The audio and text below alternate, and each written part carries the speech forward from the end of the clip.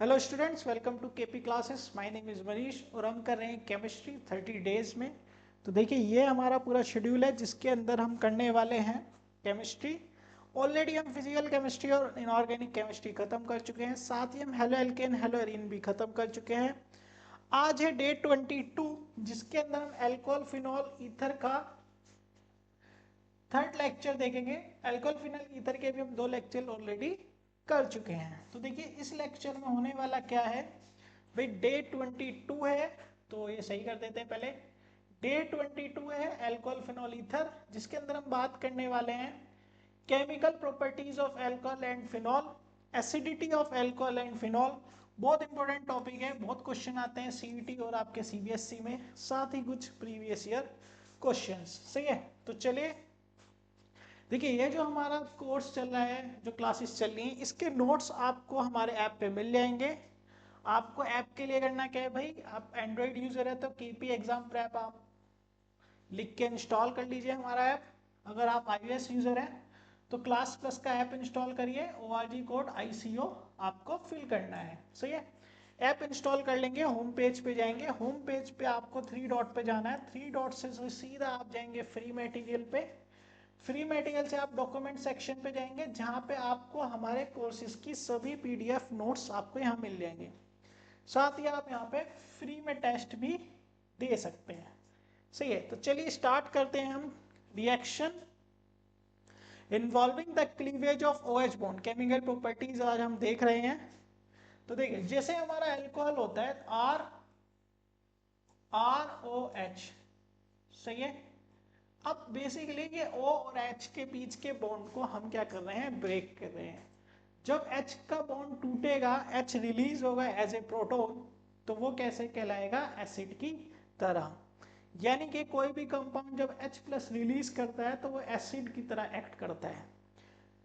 तो सबसे पहले अगर हम बात करें रिएक्शन विद मेटल, आपने छोटी क्लासों में पढ़ा होगा, कोई भी एसिड जब मेटल के साथ रिएक्ट करता है तो वो हाइड्रोजन गैस को रिलीज करता है। सही है, तो वही चीज यहाँ पर भी होनी चाहिए। देखिए, हमने लिया इथेनॉल, इथेनॉल की हमने मेटल के साथ रिएक्ट कराया तो सोडियम इथॉक्साइड बना और हाइड्रोजन गैस बन गया। ऐसे ही अगर हम इथेनॉल की मैग्नीशियम के साथ रिएक्शन कराएंगे तो मैग्नीशियम इथॉक्साइड और हाइड्रोजन गैस बन रहा है। सही है। टर्ट ब्यूटाइल अगर हम लेते हैं, एल्यूमिनियम के साथ रिएक्ट कराते हैं तो हमारा बनता है एल्यूमिनियम टर्ट ब्यूटॉक्साइड। यहाँ पे भी आपको हाइड्रोजन गैस रिलीज होता हुआ दिखता है। तो बेसिकली अगर हम बोलें तो एल्कोहल यहाँ एसिड की प्रॉपर्टी रख रहा है। ऐसे ही अगर हम फिनॉल देखें तो फिनॉल भी हमारा अगर रिएक्ट करेगा मेटल के साथ तो बनाता है सोडियम फिनॉक्साइड और ये भी हाइड्रोजन गैस रिलीज करता है। सही है।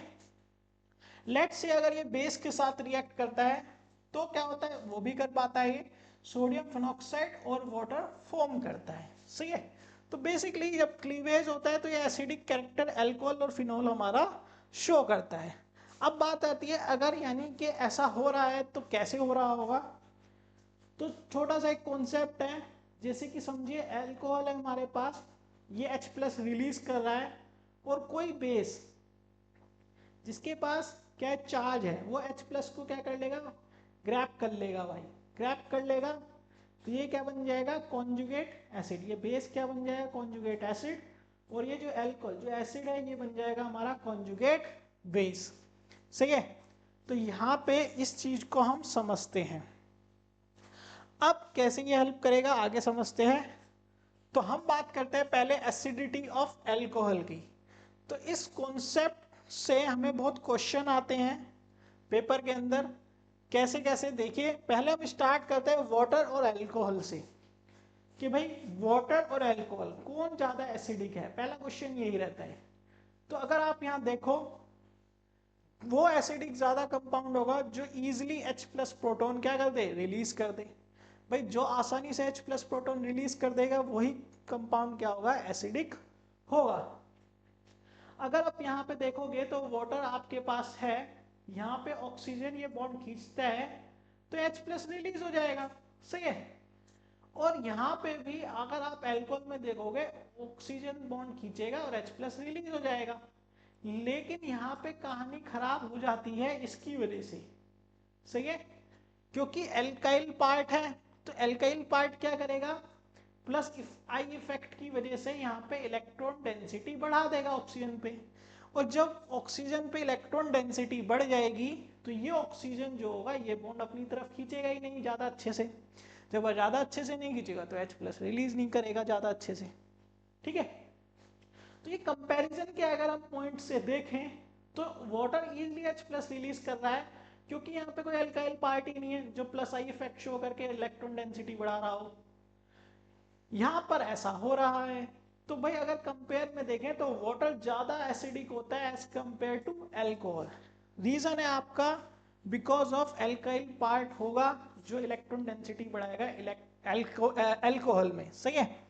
अब यहां से एक दूसरा क्वेश्चन बनता है कि भाई अल्कोहल में प्राइमरी अल्कोहल एसिडिक है, सेकेंडरी ज्यादा है या टर्शरी। ठीक है ना। अब जैसे कि मैंने बताया अल्काइल पार्ट जुड़ रहा है तो वो इलेक्ट्रॉन डेंसिटी बढ़ा रहा है तो H+ रिलीज नहीं हो रहा है। अब प्राइमरी में देखो तो एक ही अल्काइल पार्ट है लेट्स से, सेकेंडरी पे जाओगे तो 2 अल्काइल पार्ट हो गए, टर्शरी में जा रहे हैं तो 3 अल्काइल पार्ट हो गए। सही है। तो बेसिकली जितने ज्यादा अल्काइल पार्ट होंगे इलेक्ट्रॉन डेंसिटी उस कार्बन पे ज्यादा होगी और फिर ऑक्सीजन पे ज्यादा हो जाएगी। सही है। उस पे ज्यादा इलेक्ट्रॉन डेंसिटी होने से H+ रिलीज आसानी से नहीं होगा। तो जितना कम एल्काइल ग्रुप हो उतना ज्यादा अच्छा, इसीलिए प्राइमरी अल्कोहल ज्यादा एसिडिक होते हैं एज कंपेयर टू सेकेंडरी, और सेकेंडरी अल्कोहल ज्यादा एसिडिक होते हैं एज कंपेयर टू टर्शरी। सही है। तो ये आपको कॉन्सेप्ट याद रखना है। अगर हम एसिडिटी देखें फिनॉल की, अब फिनॉल की अगर हम बात करें तो देखिए फिनॉल के अंदर होता है रेजोनेंस। अब रेजोनेंस तो इसके लिए और अच्छा है भाई, जैसे ही ये लोन पेयर इसके पास जाएगा और रेजोनेंस में शिफ्ट हो जाएगा तो आप देखोगे ऑक्सीजन पे प्लस चार्ज आ रहा है। अब ये प्लस चार्ज की वजह से क्या होगा भाई, हाइड्रोजन को रिमूव करना चाहेगा इजिली, है ना, हाइड्रोजन से बॉन्ड खींच लेगा इजिली। तो फिनॉल तो इजिली H+ रिलीज कर देता है, और जब फिनॉल H+ रिलीज कर देता है तो क्या बनाता है, फिनॉक्साइड आयन। अब फिनॉक्साइड आयन स्टेबल हो जाता है, क्यों, बिकॉज ऑफ रेजोनेंस। सही है। तो अगर हम ऊपर ऊपर से देखें, यहां समझने की बात करें तो फिनॉल ज्यादा एसिडिक है एज कंपेयर टू वाटर, और वाटर ज्यादा है अल्कोहल से।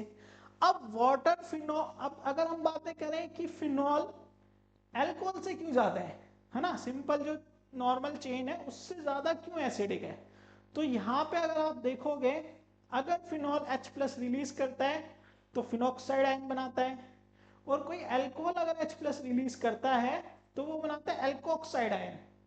सही है, जो अभी मैं यहाँ पे आपको समझा रहा था, एल्कोक्साइड आयन। अब जैसे कि यहाँ पे अगर आप देखोगे फिनॉक्साइड आयन अपने आप को स्टेबल रखता है ड्यू टू रेजोनेंस, तो ये H+ को गेन करके वापस ये नहीं बनेगा, तो ज्यादा से ज्यादा H+ रिलीज होगा। बट यहाँ पे कोई रेजोनेंस वाला कॉन्सेप्ट ही नहीं है, तो हो सकता है कि ये इसको गेन करके वापस आ जाए। तो इन दोनों के कंपेयर में यहाँ पर क्या होगा कि भाई ये कम एसिडिक है एज कंपेयर टू फिनॉल। तो ओवरऑल देखें फिनॉल सबसे ज्यादा एसिडिक है, फिर आता है आपका वाटर, फिर आता है आपका अल्कोहल। और अल्कोहल में देखें तो प्राइमरी अल्कोहल सबसे ज्यादा एसिडिक है, फिर सेकेंडरी, फिर टर्शरी। यहां से क्वेश्चन हमेशा पूछा जाता है। दूसरा जो सवाल आपका यहाँ पे बनता है वो बनता है इलेक्ट्रॉन विड्रॉइंग ग्रुप और इलेक्ट्रॉन डोनेटिंग ग्रुप से। भाई इलेक्ट्रॉन विड्रॉइंग ग्रुप जो इलेक्ट्रॉन को खींच ले, है ना, इलेक्ट्रॉन को विड्रॉ करने वाले ग्रुप, और इलेक्ट्रॉन डोनेट जो इलेक्ट्रॉन डोनेट करते हो। भाई आप क्या चाहोगे, आप चाहोगे कि फिनॉल में से इलेक्ट्रॉन H+ रिलीज हो। H+ रिलीज कब होगा, जब यहाँ पे पॉजिटिव चार्ज रहेगा ज्यादा, है ना। आप क्या करोगे भाई, इलेक्ट्रॉन विड्रॉइंग ग्रुप अगर अटैच कर दोगे तो फिनॉक्साइड आयन और ज्यादा अच्छे से स्टेबल रहेगा। सही है। तो ये एसिडिटी को बढ़ाता है, ये एसिडिटी को बढ़ाता है, एसिड स्ट्रेंथ आपकी बढ़ जाती है।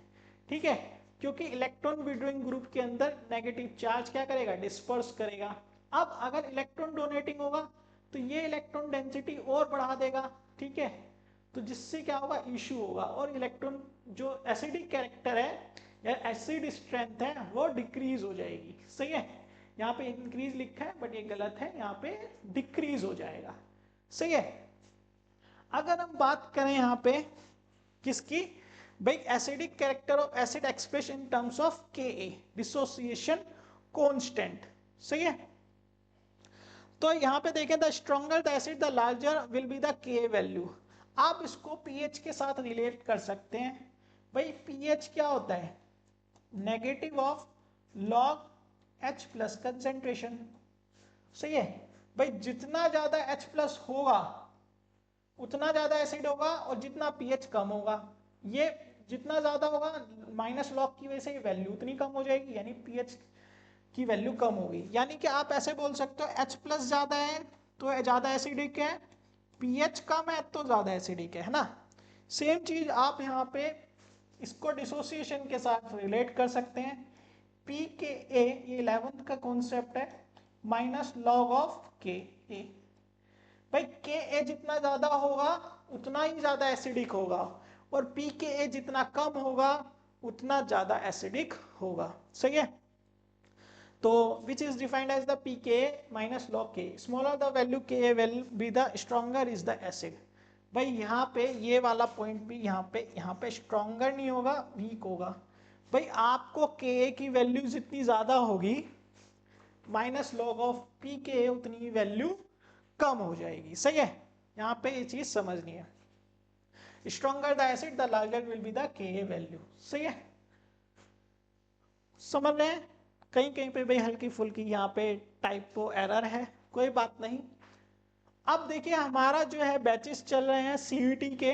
जो उड़ान बैच है, अगर मैं साइंस की बात करूं तो उड़ान बैच है 5000 का, जिसके अंदर आपको डोमेन के सब्जेक्ट साथ में स्टडी मटेरियल फ्री मिलता है। साथ ही हमारा एक सारथी बैच है जो 3000 का है, जिसके अंदर जनरल स्टडी और लैंग्वेज टेस्ट भी आपको मिलता है। इन बैचेस की इंक्वायरी आप हमारे नंबर पे फोन करके कर सकते हैं। साथ ही आप हमारी वेबसाइट विजिट कर सकते हैं। आप हमारे साथ जुड़ सकते हैं टेलीग्राम, व्हाट्सएप ग्रुप या इंस्टाग्राम पे। सभी के लिंक आपको डिस्क्रिप्शन में मिल जाएंगे। तो चलिए देखिए हमारा जो पास्ट ईयर का जो रिजल्ट रहा था सीयूटी का, बहुत अच्छा रहा, बच्चों ने अच्छा परफॉर्म किया, अच्छे कॉलेजेस में उनका एडमिशन हुआ। रिद्धि बंसल को 100% स्कॉलरशिप मिली अमेठी यूनिवर्सिटी में। तो चलिए आगे बढ़े। अगर हम एस्ट्रिफिकेशन अगर हम देखें यहाँ पे क्या होता है, भाई केमिकल प्रॉपर्टीज में एस्ट्रिफिकेशन की अगर हम बात करें तो देखो भाई हमने यहाँ पे लेना है एसिटिक एसिड, भाई आपने ले लिया कार्बोक्सिलिक ग्रुप, साथ में अल्कोहल ले लिया। अब कार्बोक्सिलिक का OH और अल्कोहल का H निकल के वाटर बन जाएगा, और आपके बन जाएगा भाई आपके पास ईस्टर है। ईस्टर होता है भाई ये RCOO R डैश, है ना, ये आपका ईस्टर होता है, तो ये बन जाएगा। भाई आप यहाँ पे समझ पाए। अगर आप इसका मैकेनिज्म देखो तो वो कुछ इस तरीके से है भाई, जैसे कार्बोक्सिलिक एसिड है, पहले वो क्या बनेगा, कार्बोकटायन। सही है। ये बॉन्ड हाइड्रोजन ऑक्सीजन बॉन्ड खींचेगा, नेगेटिव चार्ज कार्बन पे पॉजिटिव चार्ज। अब अल्कोहल के पास OH है, उस ऑक्सीजन में लोन पेयर है, ये लोन पेयर अपना भाई दान करने आ जाएगा कार्बन पे, और ये फॉर्म बन जाएगा। अब क्योंकि इस ऑक्सीजन ने अपना लोन पेयर इस कार्बन को दिया, तो इस ऑक्सीजन पे पॉजिटिव चार्ज आ गया। जैसे कि मैं हमेशा बताता हूं, ऑक्सीजन इलेक्ट्रोनेगेटिव है, पॉजिटिव चार्ज होल्ड नहीं करेगा, तो ये क्या करेगा भाई, किसी को तो हटाएगा यहाँ से, तो ये हाइड्रोजन की बलि दे देगा। ठीक है ना। तो ये हाइड्रोजन से अपना चार्ज खींच लेगा। अब ये हाइड्रोजन से खींचेगा, ऊपर भी कुछ ना कुछ चल रहा होगा। कैसे भाई, ये ऑक्सीजन पे नेगेटिव चार्ज है, ये यहाँ पुट करेगा, और ये OH ये बॉन्ड खींच लेगा। सही है। तो इस तरीके से आपके पास एक ईस्टर फॉर्म होगा और वाटर। तो ये मैकेनिज्म है बेसिकली एस्ट्रिफिकेशन का।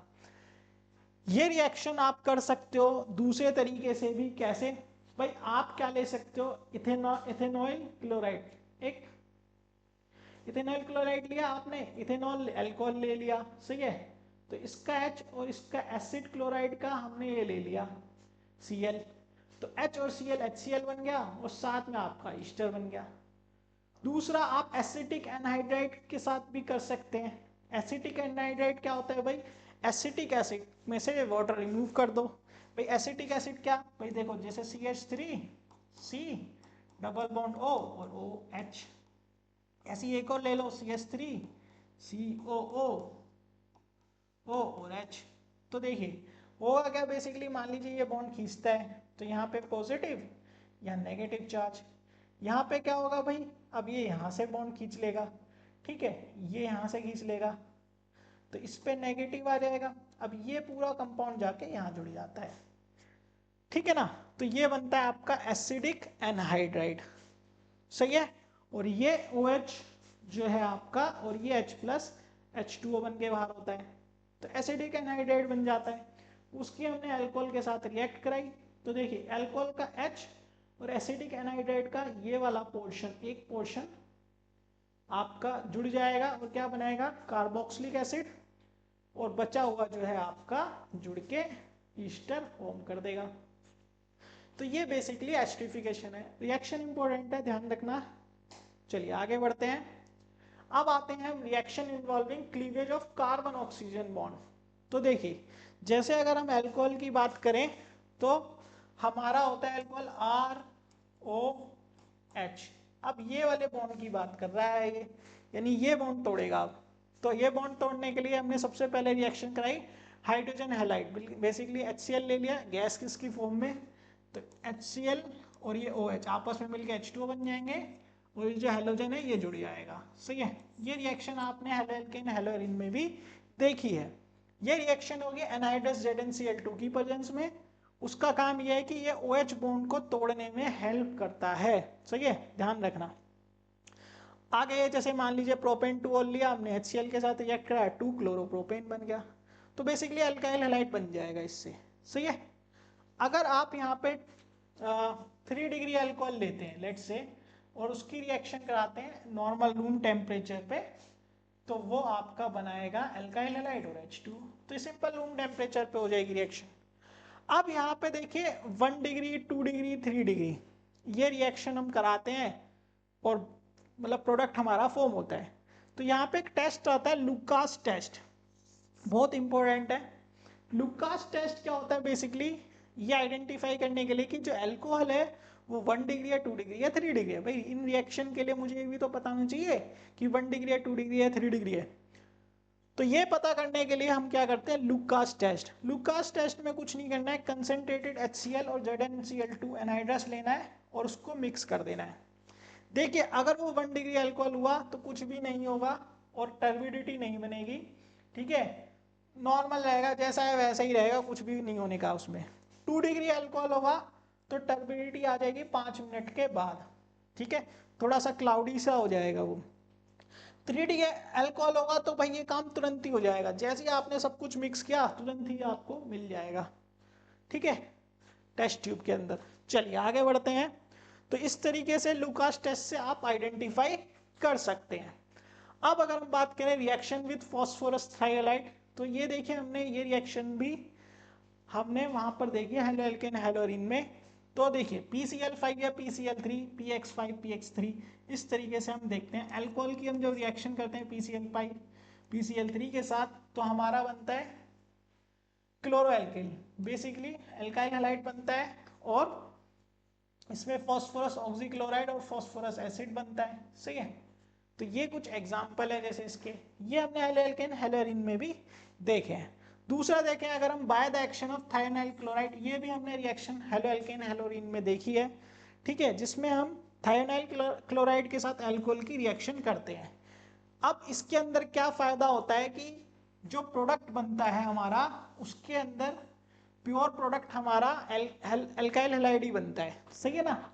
ये रिएक्शन का फायदा है, क्यों, क्योंकि जो अदर प्रोडक्ट हैं उसके अंदर गैसेस में फॉर्म में होते हैं जो उड़ जाते हैं, तो आपके पास यही बच्चा है। जैसे कि मान लीजिए मैं ले रहा हूँ इथेनॉल, इथेनॉल की थायोनाइल क्लोराइड के साथ रिएक्शन करा रहा हूँ तो मेरे को मिला क्लोरोइथेन। अब मुझे सिर्फ प्रोडक्ट में क्लोरोइथेन ही मिलेगा, SO2 और HCl जो है अपना हवा हो जाएंगे, सही है। ऊपर की रिएक्शन में मुझे मिक्सचर मिलता है, मुझे सेपरेट करना पड़ता है, मेहनत करनी पड़ती है। तो ये सारी दिक्कत है मेहनत की, सही है। तो चलिए आगे बात करते हैं डिहाइड्रेशन की। तो मेहनत हमें करनी चाहिए। अब डिहाइड्रेशन की बात करें तो ये अल्कोहल है, डिहाइड्रेशन का मतलब ये आप समझ रहे हैं वाटर का रिमूवल, भाई पानी की कमी। तो एक OH और H यहां से रिमूव होगा और इनके बीच में डबल बॉन्ड आ जाएगा, एल्कीन फॉर्म हो जाएगा। सही है, इस तरीके से। तो ये होता है आपका डिहाइड्रेशन। तो होता है क्या है बेसिकली, अगर आप समझो तो ये कार्बन, ये ऑक्सीजन जो है बॉन्ड खींचेगा कार्बन से, तो ये नेगेटिव चार्ज, ये प्लस, और यहाँ पे ये कार्बन बॉन्ड खींच लेगा नेगेटिव और ये प्लस, तो ये H प्लस और OH नेगेटिव H2O बन जाएंगे, और ये नेगेटिव चार्ज इस बॉन्ड में शिफ्ट करके ये डबल बॉन्ड क्रिएट कर देता है। सही है, तो ये सारा पूरा काम करते हैं एक दूसरे के साथ मिलके। अब बात करते हैं ऑक्सीडेशन और डिहाइड्रोजनेशन। तो देखिए अब हम बॉन्ड ब्रेक कर रहे हैं ये वाले, एक ये होगा, ये वाला भी हो जाएगा अब। सही है, तो जब ये बॉन्ड ब्रेक होगा तो आपका कार्बोनिल ग्रुप कुछ बन जाएगा। सही है, तो देखिए अब मैं आपको यहाँ पे एक चीज समझाता हूं। जब आप स्ट्रॉन्ग ऑक्सीडाइजिंग एजेंट लेते हैं तो वो आपका फॉर्म बंद करता है कार्बोक्सिलिक एसिड पे जाके ही रुकेगा। लेट से आपने कोई अल्कोहल लिया, उसका ऑक्सीडेशन किया स्ट्रॉन्ग ऑक्सीडाइजिंग के साथ, तो पहले वो एल्डिहाइड बनेगा बट फिर वो कार्बोक्सिलिक फॉर्म कर देगा। जब आप माइल्ड ऑक्सीडाइजिंग एजेंट लेते हैं, जैसे कि आपका CrO3 हो गया या PCC हो गया, सही है, तो जब माइल्ड ऑक्सीडाइजिंग एजेंट लेते हैं तो वो आपका एल्डिहाइड रोक देगा। सही है, लेट्स से जैसे कि हमने अल्कोहल लिया, माइल्ड ऑक्सीडाइजिंग एजेंट लिया तो एल्डिहाइड बन गया। हमने नॉर्मल एक अल्कोहल लिया, PCC लिया माइल्ड ऑक्सीडाइजिंग, तो एल्डिहाइड बन गया। स्ट्रॉन्ग ले लो KMnO4 वगैरह, तो आपको ये कार्बोक्सिलिक पे जाके ही दिखेगा। सही है, अगर आपको 2 डिग्री अल्कोहल लेते हैं तो उससे हमारा फॉर्म होता है कीटोन, ध्यान रखना। इसमें भी आपको माइल्ड ऑक्सीडाइजिंग एजेंट लेना है। सेम चीज आप ये रिएक्शन ना नॉर्मल भी कर सकते हो कॉपर पाउडर के साथ। कॉपर पाउडर के साथ अल्कोहल लेना है आपको बेसिकली। सही है, कॉपर पाउडर लेना है, टेम्परेचर बहुत हाई रखना होता है इसके अंदर। तो लेट्स से कि अगर आप 1 डिग्री अल्कोहल लेते हैं तो एल्डिहाइड बनता है, 2 डिग्री अल्कोहल लेते हैं तो कीटोन बनता है, और 3 डिग्री अल्कोहल लेते हैं तो आपका एल्कीन फॉर्म होता है, ध्यान रखना। सॉरी, तो ये 3 डिग्री लेने पे आपका एल्कीन फॉर्म होता है। सिंपल रिएक्शन है, कुछ रिएक्शन आपको याद रखनी है। ये रिएक्शन ना रिपीट भी होती है कार्बोक्सिलिक में। खैर आगे बढ़ते हैं। तो जैसे कि मैंने बताया कि CVT में हमारा बैचेस चल रहा है, उड़ान 5000 का है। उसके अंदर डोमेन के आपको स्टडी मटेरियल फ्री मिलते हैं, जो भी आपका सब्जेक्ट होगा उसके स्टडी मटेरियल फ्री मिलेगा आपको। सही है, तो चलिए अब बात करते हैं कुछ प्रीवियस ईयर क्वेश्चंस की। तो बात करते हैं, phenol are stronger acid than alcohol. बिल्कुल सही बात है, alkoxide is more stable than phenoxide, ये गलत है भाई। ठीक है, फिनॉक्साइड आयन ज्यादा स्टेबल होता है एल्कोक्साइड से ड्यू टू रेजोनेंस। तो ऊपर वाला तो ठीक है, फिनॉल जो है हमारा स्ट्रॉन्गर एसिड है एल्कोहल से, तो असर्शन ट्रू है, बट जो रीजन है वो फॉल्स है। तो assertion is true, reason is false, यानी कि सी ऑप्शन आपका करेक्ट रहेगा। अब बात करें, orthonitrophenol is weaker acid than paranitrophenol. तो देखिए ये कॉन्सेप्ट वैसे नेक्स्ट लेक्चर में आएगा, बट कोई बात नहीं, अभी यहाँ पे आया, आपने थोड़ा बहुत वैसे भी पढ़ा होगा। तो देखिए अगर आप फिनॉल लेते हैं, सही है, फिनॉल लेते हैं तो ये होगा आपका OH और ये हो गया आपका NO2। अब NO2 जो है बेसिकली इलेक्ट्रॉन विड्रॉइंग ग्रुप है। सही है, पैरा पे होगा तो सिमेट्रिकल है, कोई दिक्कत नहीं है। सही है, लेकिन ऑर्थो पे अगर ये ग्रुप होता है, नाइट्रो ग्रुप अगर ऑर्थो पे होगा तो होता क्या है कि इंट्रामोलिकुलर बॉन्डिंग हो जाती है बेसिकली। ठीक है, क्या हो जाती है, इंट्रामोलिकुलर बॉन्डिंग हो जाती है। देखो कैसे, भाई ये आपका बेंजीन रिंग है, ये NO2 हो गया और ये हो गया OH। तो इस OH और NO2 में क्या होता है, बॉन्डिंग हो जाती है। ठीक है, कौन सी वाली, इंट्रामोलिकुलर। सही है, इंट्रामोलिकुलर बॉन्डिंग हो जाती है। अगर हम करके देखें तो कुछ इस टाइप से, भाई प्यारा सा डायग्राम बना लेते हैं जो कि थोड़ा जल्दी से बन रहा है। तो ये हो गया आपका NO2, ठीक है, इस तरीके से होता है आपका, और यहाँ होता है OH। तो इनके बीच में क्या होता है, बेसिकली एक इंट्रामोलिकुलर बॉन्डिंग हो जाती है, यानी कि सेम मॉलिक्यूल में बॉन्डिंग हो जाती है। पैरा में ऐसा नहीं होता है। तो ortho is weaker acid than para nitrophenol, ये तो बिल्कुल सही बात है। Intermolecular hydrogen bonding make para stronger acid than ortho isomer, नहीं इंट्रामोलिकुलर नहीं बनती है पैरा में, ध्यान रखना इंटरमोलिकुलर बनती है। इंट्रा मतलब सेम मॉलिक्यूल के अंदर हाइड्रोजन बॉन्डिंग, इंटर मतलब डिफरेंट मॉलिक्यूल, ठीक है सॉरी। तो ये कह रहा है इंट्रामोलिकुलर बॉन्डिंग होती है आपकी ऑर्थो में, ना कि पैरा में। तो जो है आपका सी ऑप्शन यहाँ करेक्ट रहेगा, यानी असर्शन ट्रू है, बिल्कुल सही बात बोली है यहाँ पे, लेकिन रीजन जो है वो फॉल्स है। आगे देखें, choose the compound which is more acidic then phenol, इसमें से कौन सा ज्यादा एसिडिक होगा?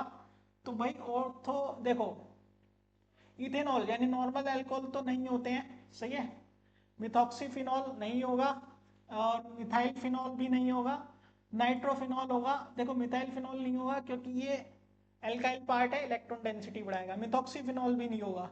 नाइट्रोफिनॉल होगा, क्यों? नाइट्रोफिनॉल, नाइट्रो जो है इलेक्ट्रॉन विड्रॉइंग ग्रुप है, तो एसिडिटी बढ़ा देगा।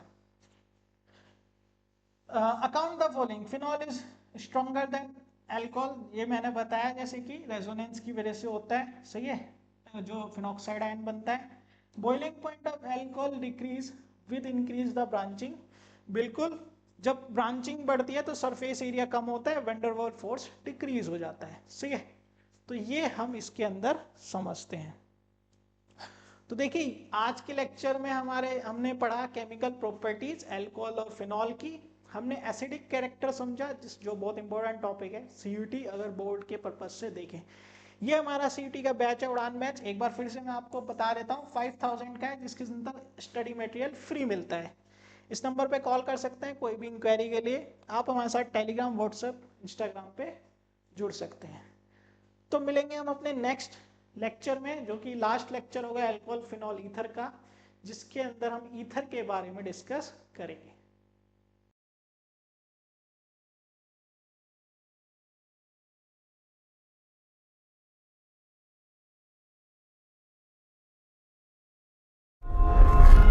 KP classes dedicated to excellence.